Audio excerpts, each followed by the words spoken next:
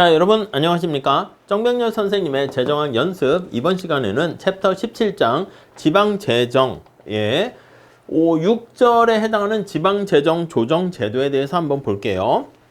자, 우선 개념은 우리 지난 시간에 봤던 게 사실 더 중요합니다. 보조하는 방식이 더 중요하고요. 1번 보시면 지방재정 조정제도란 지방자치단체의 부족한 재원을 보충하고 각 지방자치단체 간의 재정 수준을 균등화시키기 위해서 필요한 재원을 지원합니다. 지난 시간에 말씀드린 것처럼 중앙은행이 여기 이렇게 있어요. 여기 지방정부가 있는데 어떤 지방정부는 재원이 충분하고 어디는 작고 이렇게 불균등하단 말이지. 그러니까 여기 나와 있는 것처럼 재정이 부족한 이런 지방정부에게 재원을 공급하는 역할을 합니다.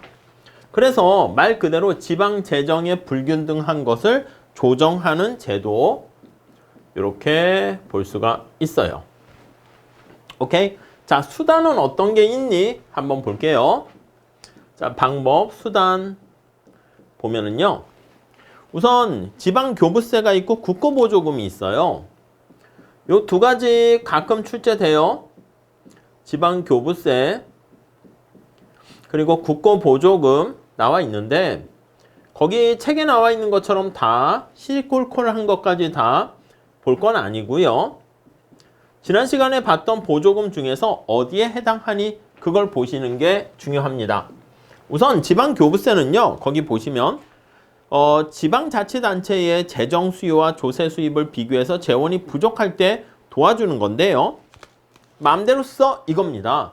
자, 지방정부에게 지원을 해주는 거야, 나눠주는 거야. 그래서 동그라미 1번의 내용에 보시면 수평적 불평등을 해결하기 위한 거예요. 수평적 불균형을 해결한다. 이렇게요. 아니, 우리 뭐라고 그랬냐면 지방정부 간에 재정의 차이가 크다고 그랬잖아. 그래서 지방정부 중에서 재정이 열악한 지역에다 야 너네들 맘대로 써 해서 도와주는 거야. 자, 그러다 보니까 이번에 아무 제약이 없는 무조건부 보조금이 됩니다.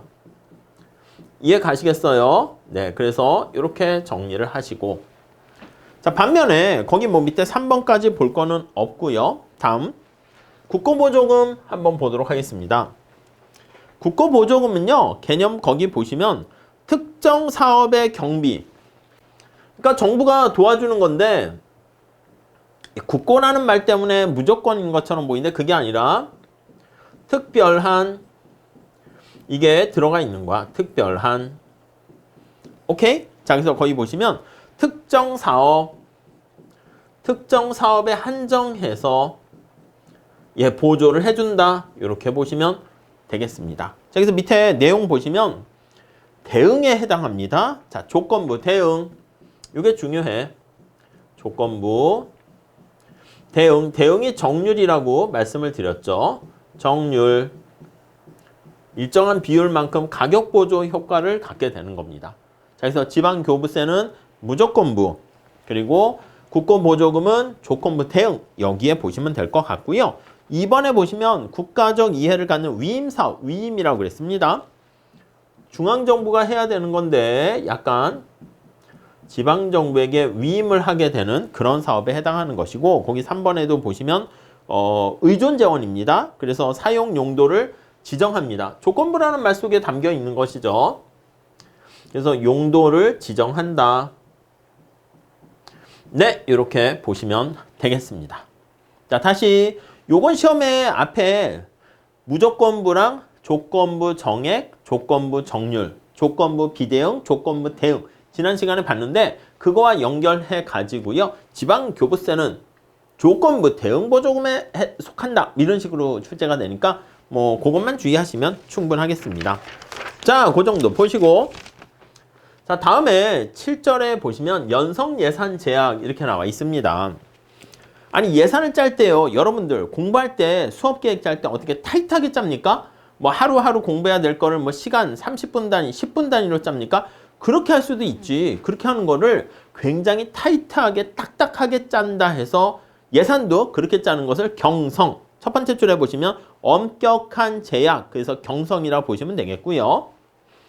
자, 이거와 반대가 되는 게 약간 뭐라고 할까? 예산을 짤 때 느슨한 예산을 짜는 겁니다. 계획을 짤 때 약간 느슨하게 계획을 짜는 거랑 비슷합니다. 그래서 엄격한 제약이 아니라 느슨하게 그게 연성 예산 제약이다. 이렇게 보시면 돼요. 아니 그러면 느슨하면은 이게 어떻게 됩니까? 돈을 펑펑펑 써서 방만하게 운영할 가능성이 있어요. 그래서 내용을 다 보지 마시고 거기 보시면 1번 봅시다. 2번에 1. 지방정부가 자신의 예산 제약을 느슨하게 짜게 되면은 재원 조달 능력 이상으로 방만하게 동그라미 2번 보이시죠? 방만하게 재정을 운영합니다. 방만한 재정을 운영. 이렇게요. 이해하시겠습니까? 방만하게 재정을 운영하게 되면은 문제는 뭡니까? 예, 맞아요. 방만해서 돈이 없어. 중앙정부야 도와줘. 이런다고요. 그러다 보니까 거기 보시면 동그라미 4번에 필요 없는데 우리 많은 지방정부에서 선심성 여러 가지 행정을 많이 합니다. 선심 쓴다는 말을 쓰게 되죠. 어떤 청사를 엄청 크게 한다거나 뭔가 내가 어떤 도지사나 시장이거나 그렇게 되면 내가 시장이었을 때 뭔가 이렇게 좀 본보기 생생내야 다음에도 또 재선할 수 있고 그렇잖아. 그러니까 선심성 무슨 축제라든가 물론 이제 의도 자체는 좋은 걸 수도 있는데 막 퍼주기 식으로 하게 됩니다. 자 그러면 이게 방만하게 되는 거니까 동그라미 5번에 보시면 자원의 낭비가 발생할 뿐만 아니라 적자가 발생하는 거잖아요. 그럼 이거 어떻게 합니까? 중앙정부야 도와줘 하는데 중앙정부에서는 안 도와줄 거야 이렇게 얘기하는데 둘이 게임이론 하듯이 기싸움을 벌이다가 결국엔 누가 이길까요? 지방정부가 이겨. 만약에 지방정부가 이제 선거철이 되면은 중앙정부 입장에서는 아이 그거 주민들이 막 힘들어하고 하니까 그래 도와줘 이렇게 되는 것이죠.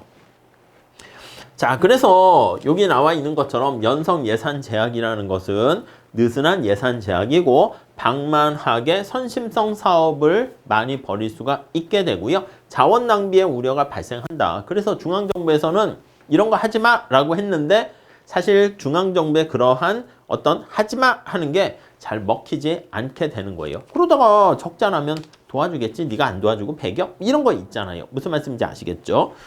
자, 해결 방안이 뭐 자본시장의 효율화, 토지시장의 효율화, 법률 제도의 정비 이런 것들이 나와 있긴 한데 연성 예산 제약이 뭐다? 그 정도만 보시면 되겠고요. 자주 출제되는 포인트는 아닙니다.